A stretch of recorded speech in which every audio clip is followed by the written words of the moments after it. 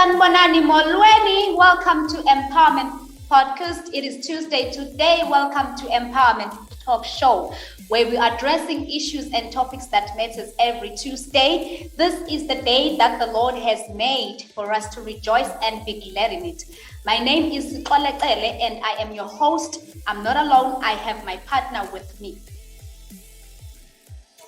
Yes, greetings. We welcome you again in another powerful episode of Empowerment Talk Show. As you know, it is a Tuesday, and I am your host, Mr. Vision. And today, as you know, it's a Tuesday. As you know, that Empowerment Talk Show talks about issues that matters. So today we'll be looking at one of those issues that matters. And please make sure that you follow us on our Facebook page at Empowerment Podcast. And we also have a Facebook group where you can just say #empowerment_podcast. And we are also available on our Instagram. You can find us at empowerment_podcast. Yes, we also have a WhatsApp number. It's 0656156641, 0656156641. We're also available on Twitter at Empowerment Podcast, TikTok Empowerment Podcast. We also have a YouTube channel where we are going to be live in it with this topic. So please do follow us, do subscribe on all our channels, and we are going to be with you every single day. Yes, and we'd like to thank those who have been our followers for a very long time. And if this is the first time tuning in, we welcome you on Empowerment Podcast. We are available 7 days of the week. Today it's a Tuesday.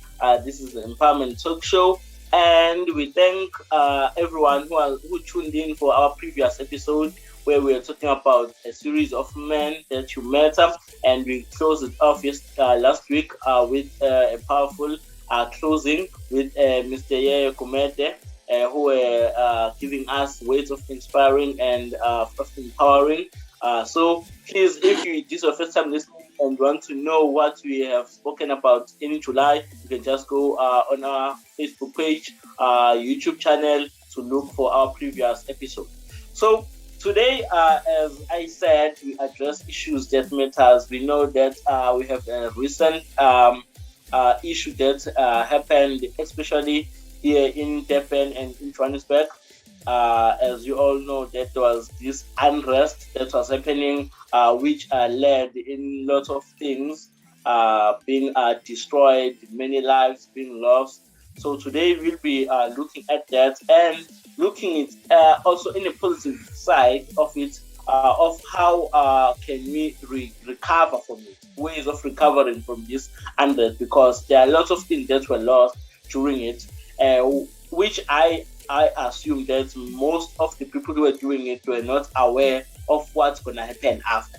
So today we'll be giving out the strategies to recover, and also highlighting for those who have not information of what really happened during this lootering or unrest that is happening in our country.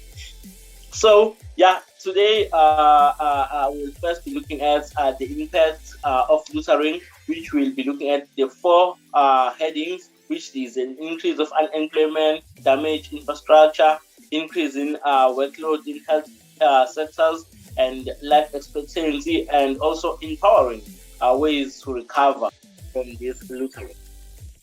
Yes, I think today's topic is one of those topics that are not easy to speak about because they've affected almost everyone.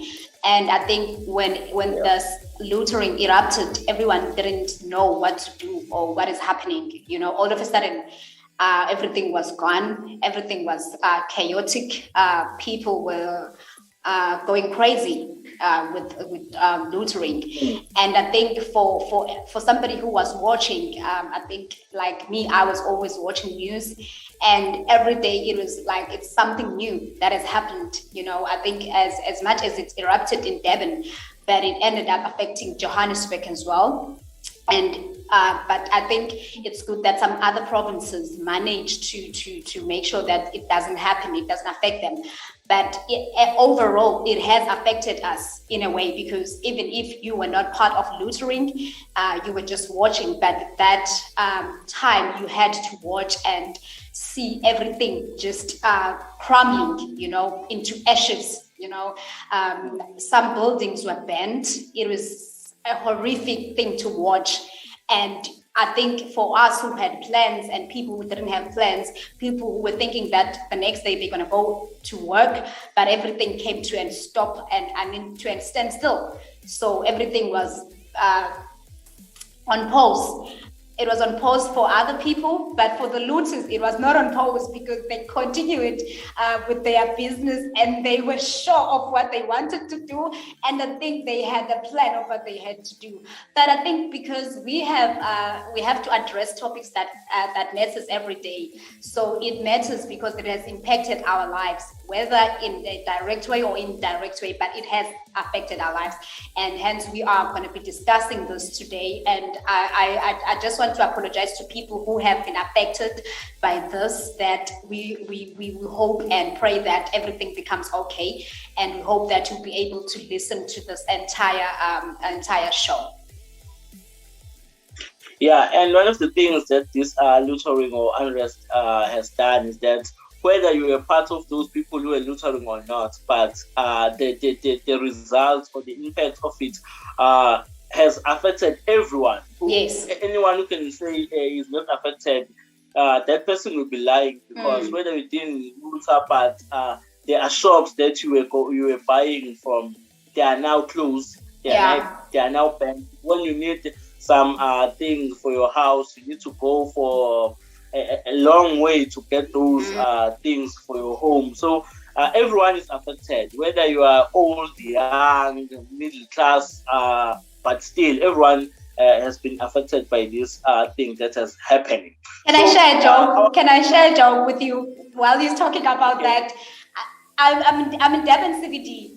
And we also walk in order for us to get things, or either we go to Windermere or Maspeth or maybe in workshop. So the Lay's price in Durban CBD, 22 rands. I mean, the last time I checked, the Lay's price was 18 rands. But now, because the shops that are available are the shops that we have to buy, and we have no choice because the higher the demand, the higher the price. So when I checked, 22 rands cost of Lay's. Okay, how much more we have to pay? From 18 rands to boom, 22 rands with no notice. So really, the motoring is affected us.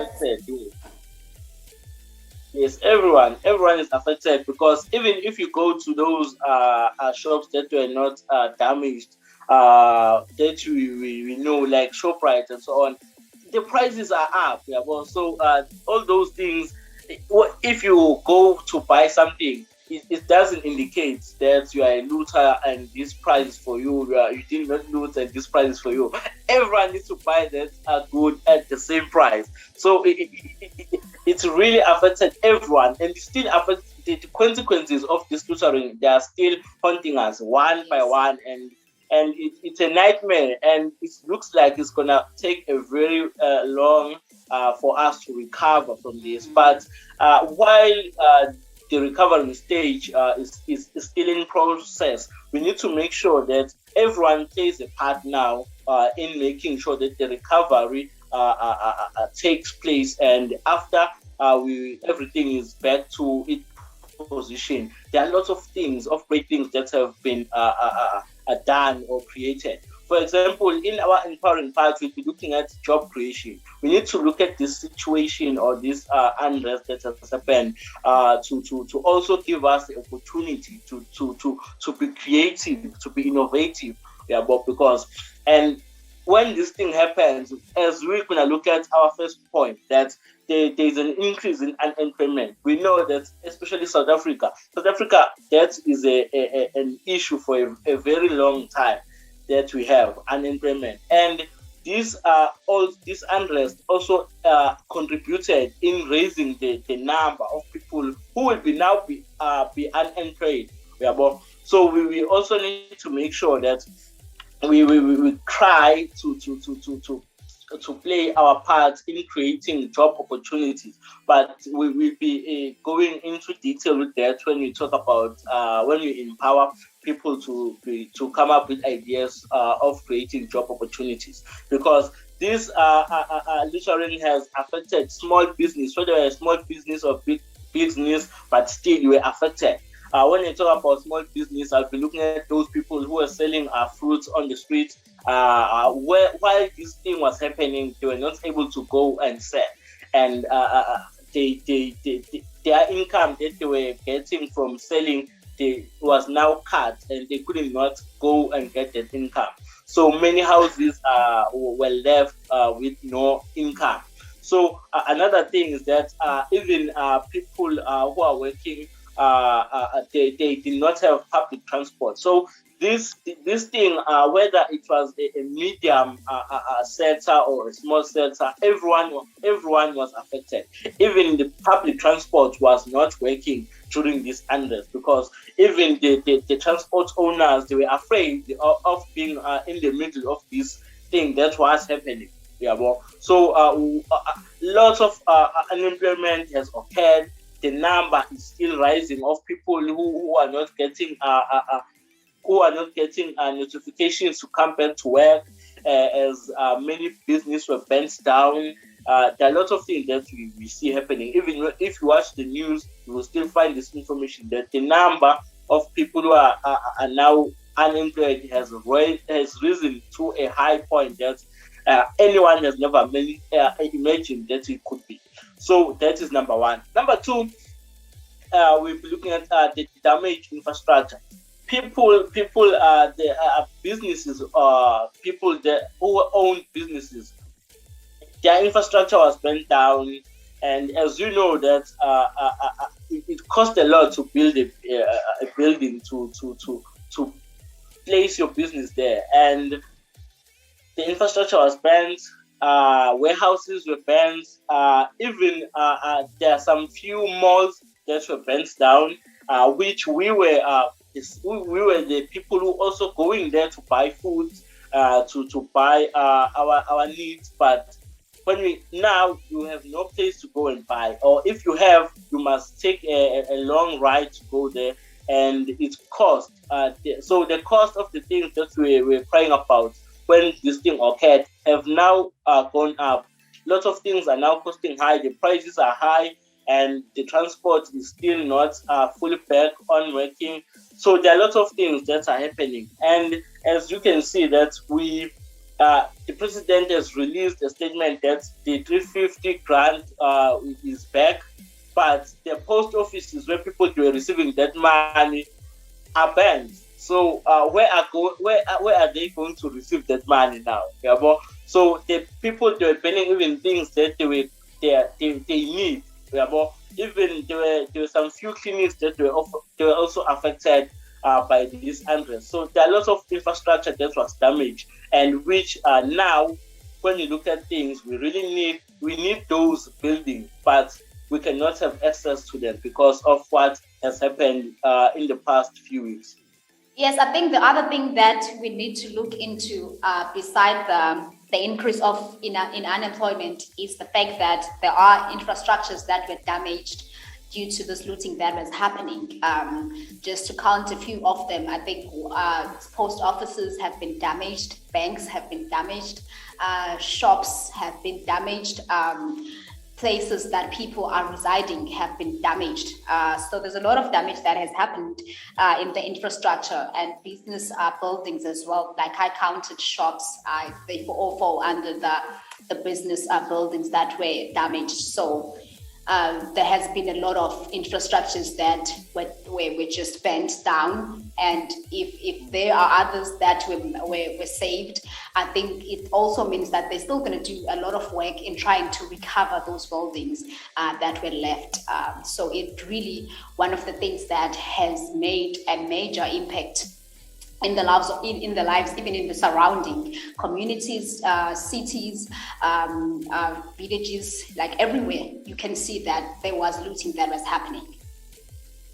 And just to add, as we were just talking about the damaged infrastructure, when we look at the workload that has increased in the health sector, we also it's also the result of those in those buildings that were burnt down. There were also pharmacies that they could also go to for their medication. Yes. So now it's only the public clinics that they can go to to receive or get their medication from. And those pharmacies, they were helping people who were not able to dress the lines in the clinics to get their medication. They would just go there and buy them. But now, all the workload of those people to receive medication is now upon those who are working in public clinics. So it's really affected people in many ways, even those who have diseases or diseases that are critical. Yeah, well, for example, like those who need medication daily, who cannot live without their medication, they are now need to travel long distances to receive those medication because the pharmacies they have been destroyed, and the clinics were even maybe they were not even near with them. They were only go to receive their medication in those pharmacies that we see now their buildings being bent down to the ground. So it's one of the things that is an impact of this looting that has happened. Is that the health sector has been has our workload increased, and there were more injuries that were happening during this unrest because people they were getting injured while they were looting those stuff, and there were more infections are now occurring. That the number of people infected during this looting has increased, and it has increased more than the way that was on the second wave. So it's one of the things. There are a lot of things that have happened when you look at the health sector side. As you know, that there was this vaccine rollout that was happening in our communities. Now, during this protest or during this unrest that was happening, the vaccination process was stopped for people who were not able to go to those places where they were organized to get vaccinated, and lots of things were happening. And also people who are working in hospitals, people who are working in clinics, who are using public transport, they are not able to get that public transport to go to work. So the health sector also needed to reduce their staff number of people who are working because the people who are not able to go to work, and there was no other way that they can get to work.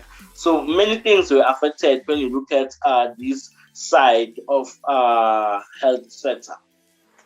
Yes, that's true. I think the other thing is that many people have lost their lives, and it's really sad. I think in the beginning, I know I just highlighted the fact that this is one of the topics that is very not a nice topic to speak about, because some people have lost their family members. The next thing, you had your father, you had your mother, you had your brother, you had your sister or your niece in the house, and then the second thing you hear is that they're no more. So due to the looting that was happening, some were just victims of the looting that was happening, and they lost their lives. So a lot of people are in mourning of their loved ones that were lost during this looting, and it's really a sad thing to see, because it brought uncertainty. That you might think that your brother is going to come back from work, but he's not going to come back.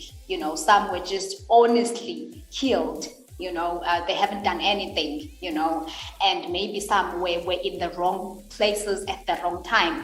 And then it happened that the looters were in the surrounding, and they didn't give time to see who is inside or who is outside the building. They just maybe burnt the building, and people died inside of those buildings. I think in Mzimkhulu that happened.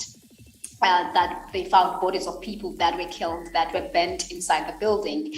So there were honest people who were there, and maybe they were part of looting, or they were not part of looting. But it is a sad thing when we face the phase of losing our loved ones, just out of some looting that has happened. So it's really not a good thing to speak about, because I'm sure that some people are really affected with this, especially when it comes to losing your loved one, because losing your loved ones, it means that you will never be able to see them again.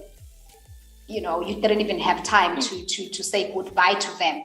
You had plans, you had December plans with them, and now all of that has gone down the drain. So I think that's what I want to highlight with this, with the life expectancy and the death rate that has occurred during this looting season.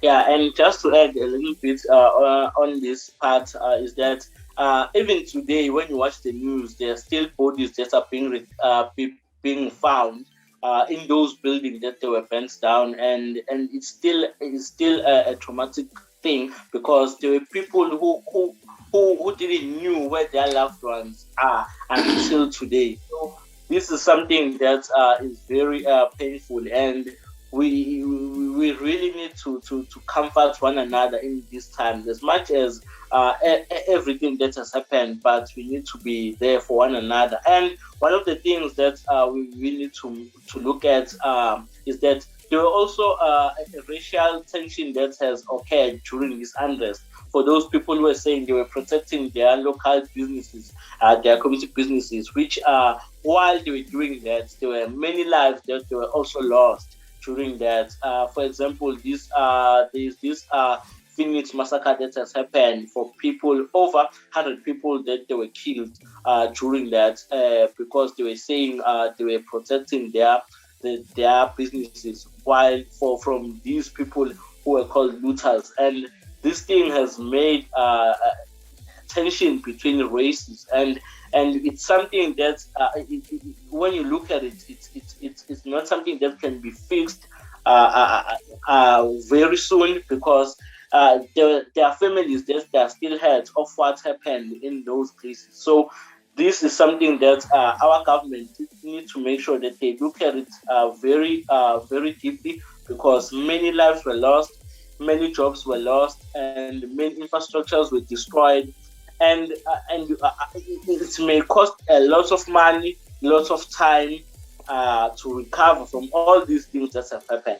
But before even we look for our government to do something, there's also a role that we can also do for us to recover from this. For example, I believe that many people, this is their opportunities to start businesses if they didn't have one. This is an opportunity to start their own businesses. This is an opportunity to look at what you have and what you can do to create those businesses, and to create job opportunities that have been lost during this thing that was happening. But all of this will need that as a community, as a country, we need to unite and to strive in achieving this goal of recovering from this unrest that has happened.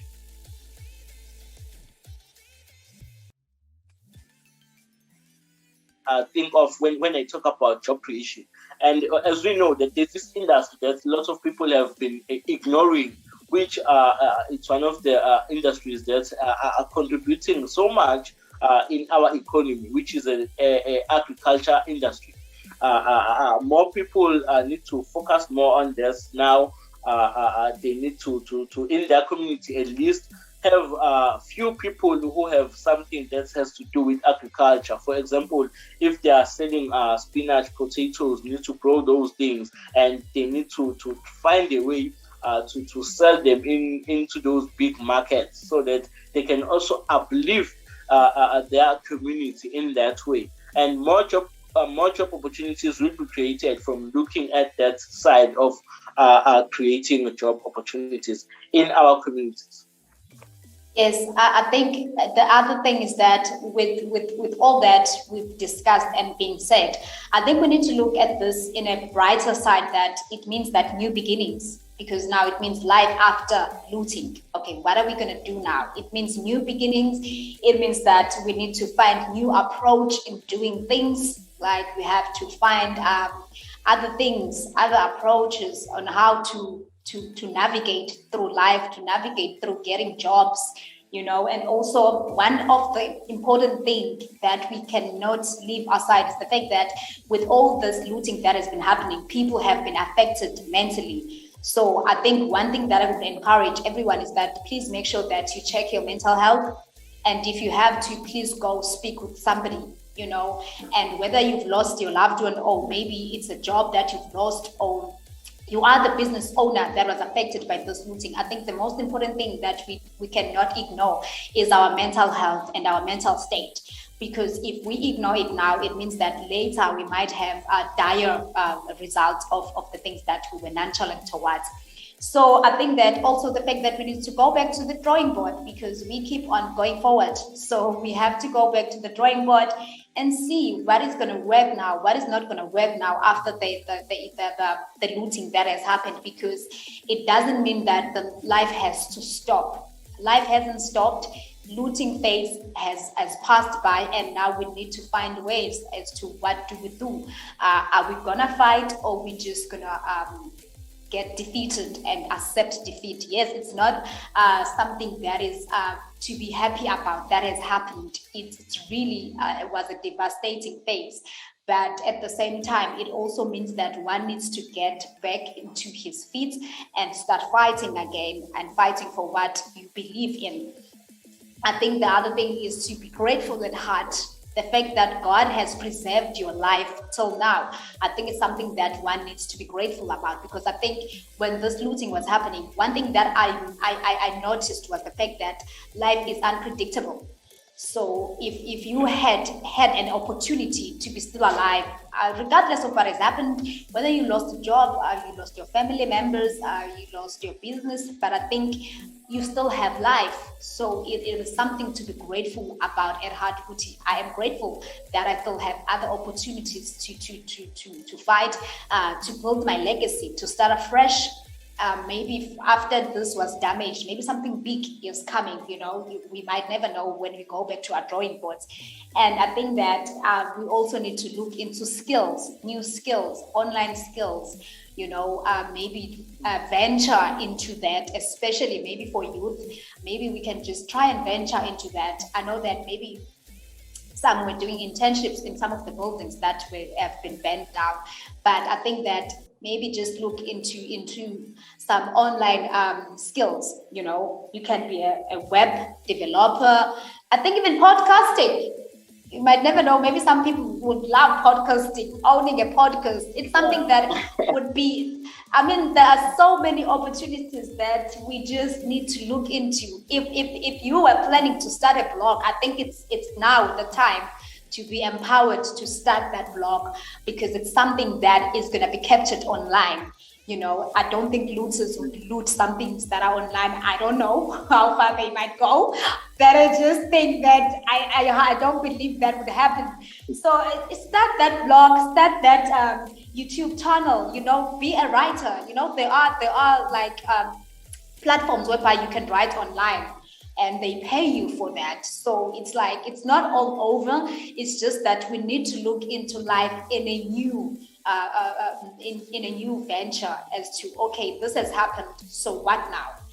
It's like taking a pause, step back, and going back to the drawing board and looking into other opportunities. And there are a lot of opportunities. Hence, I said that the most important thing is for us to be right mentally.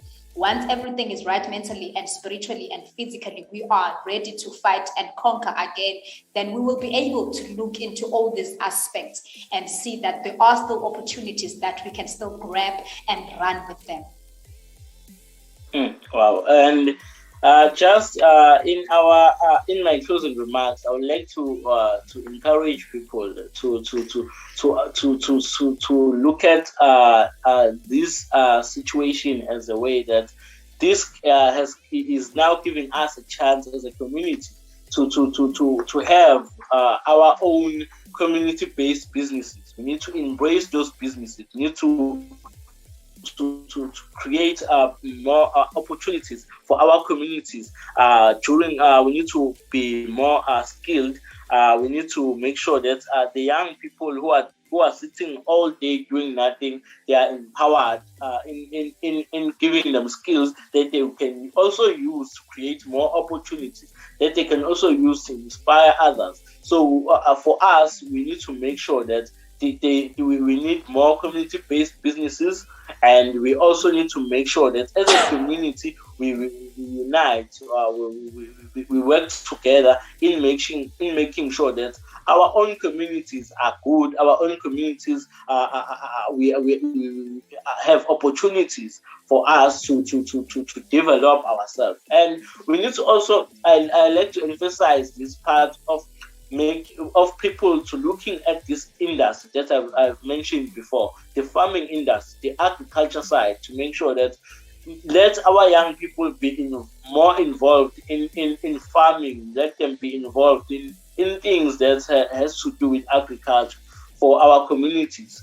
There are lots of spaces that you can find in your community where you can unite with others and start making that place, or creating that place a place where you can plant vegetables or anything.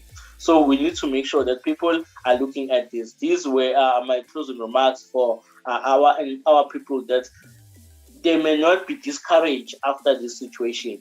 There's still life after littering. There's still opportunities that they can come out when you look at this situation that has happened in a positive side. Yes, I think that brings me, I remember a verse, I think it's a Bible verse that says that the Lord has not forsaken us. So I think maybe that's something to look into, that and remember that God has not forsaken us with all that has been done and said, but He really has not forsaken us. He's still with us, and He's still given opportunities that are there.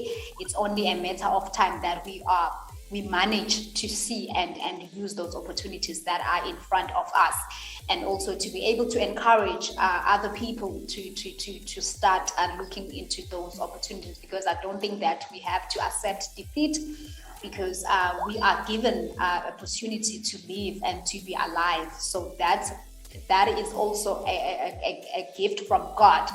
And with that being said, I think that we would let's pass our condolences to everyone who's lost their family members due to this looting, and also pray that God be with them and encourages them, because we can't run away from that some people are really facing hard time at this moment. But I do hope that with what we've discussed, someone will get up and try to do something that's going to be useful in his or her life.